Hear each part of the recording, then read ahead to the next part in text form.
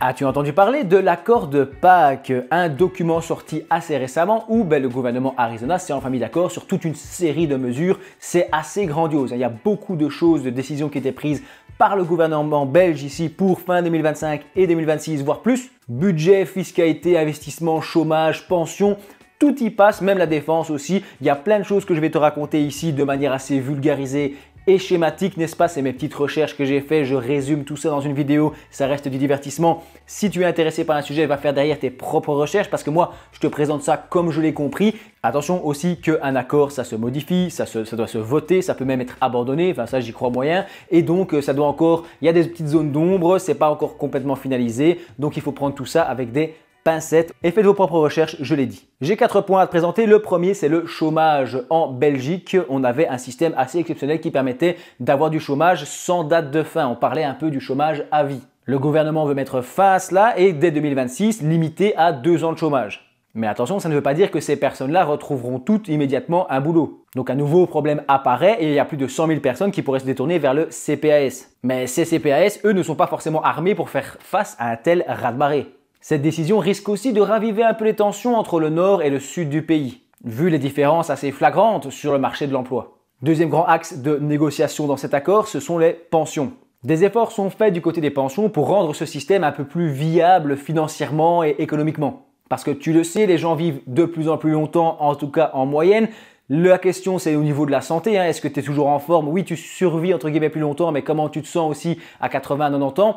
Ça, c'est un autre débat. Derrière, il y a des problèmes démographiques. Il y a eu des moments où il y avait plein de petits-enfants, je parle pour les personnes âgées, qu'il y avait plein d'enfants, de petits-enfants pour assurer le système des retraites. Aujourd'hui, avec les familles qui font de moins en moins d'enfants, malheureusement, c'est normal qu'il y ait un moment où le système il commence à pencher et à galérer. Tu vois. Donc, oui, c'est peut-être catastrophique. Pour moi, ma pension, je sais que ça va créer des soucis.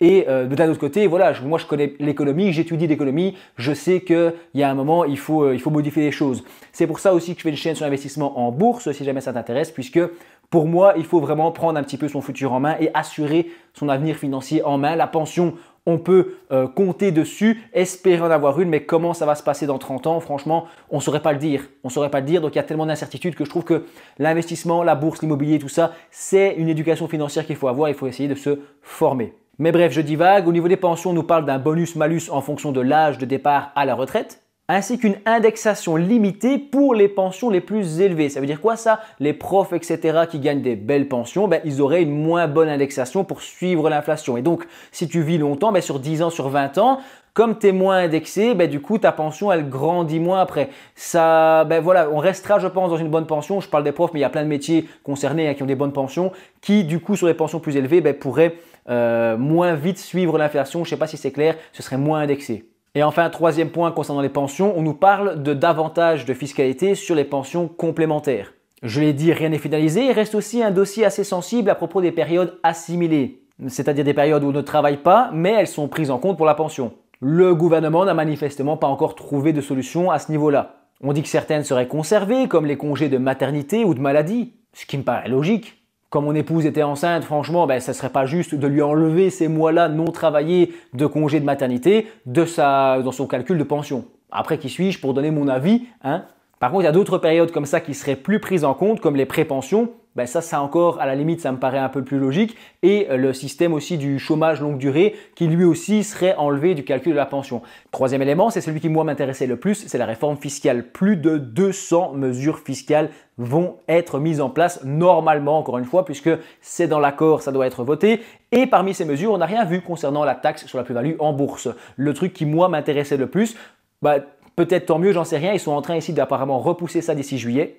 Et concernant les autres règles de fiscalité, apparemment, on ne va pas bouleverser le système. C'est des petites réformes à gauche, à droite, des petits changements. Donc ça, il faudra avoir le texte final en main pour avoir vraiment fait une bonne vidéo où je peux expliquer un peu ce qui change. Mais voilà, il n'y a rien d'incroyable pour l'instant de ce que j'ai pu voir. Quatrième et dernier point, c'est le budget de la défense. En Belgique, j'ai l'impression qu'on essaie juste de sauvegarder un peu une crédibilité face à l'OTAN, avec un objectif clair, atteindre 2% du PIB en dépenses pour la défense. Cependant, je n'ai pu lire aucune mesure concrète pour arriver à ce résultat. Je ne sais pas trop d'où va venir cet argent, probablement pas de la vente d'actifs publics ou quoi, étant donné la situation économique actuelle et le déficit de la Belgique, l'énorme budget compliqué, il faut un peu redresser tout ça. Et recourir à l'emprunt, ce serait une stratégie un petit peu risquée pour un gouvernement qui veut justement essayer de redresser un peu les finances publiques. En conclusion, cet accord de Pâques nous donne une direction, on voit un petit peu plus où on va, mais pour l'instant, ça reste encore assez flou. Il y a beaucoup de zones d'ombre où on ne sait pas encore exactement ce qui va se passer. Des réformes lourdes semblent quand même se lancer petit à petit, notamment en termes de chômage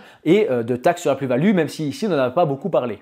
Pense à t'abonner si tu veux suivre les prochaines étapes de ce plan du gouvernement Arizona et les conséquences possibles sur notre petite économie belge. N'hésite pas à partager à tes amis qui sont intéressés par l'économie et aussi par l'investissement en bourse en Belgique. Il y a plein de vidéos que j'ai fait sur le sujet. Je rappelle qu'il y a quoi conseil d'investissement, allez lire mes disclaimers en description et merci d'avoir regardé ma vidéo jusqu'au bout.